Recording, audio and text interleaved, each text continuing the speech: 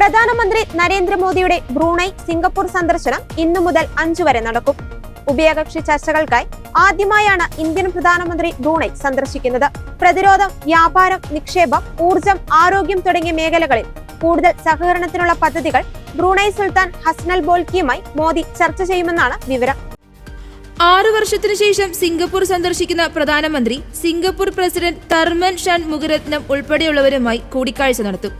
വിവിധ കമ്പനി മേധാവികളുമായും ചർച്ച നടത്തുന്നുണ്ട്. ആരോഗ്യം, നൈപുണ്യശേഷി, ഡിജിറ്റൽ ഉൾപ്പെടെയുള്ള മേഖലകളിൽ കൈകോർക്കാനുള്ള പദ്ധതികൾക്ക് ധാരണയുണ്ടാകുമെന്നാണ് വിവരം.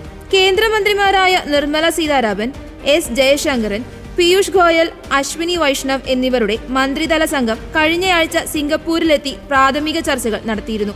ഇന്ത്യയും ബ്രൂണൈയും തമ്മിൽ നയതന്ത്ര ബന്ധം സ്ഥാപിച്ചതിന്റെ 40ാം വാർഷികത്തോടനുബന്ധിച്ചാണ് സന്ദർശനമെന്ന് മന്ത്രാലയം വക്താവ് രൺധീർ ജയ്സ്വാൾ ന്യൂഡൽഹിയിൽ പറഞ്ഞു. ബ്രൂണൈയിൽ ഒരു ഇന്ത്യൻ പ്രധാനമന്ത്രി നടത്തുന്ന ആദ്യ ഉഭയകക്ഷി സന്ദർശനം കൂടിയായിരിക്കും ഇത്. ബ്രൂണൈ സന്ദർശനം പൂർത്തിയാക്കിയ ശേഷം ബുധനാഴ്ച പ്രധാനമന്ത്രി സിംഗപ്പൂരിലേക്ക് തിരിക്കും.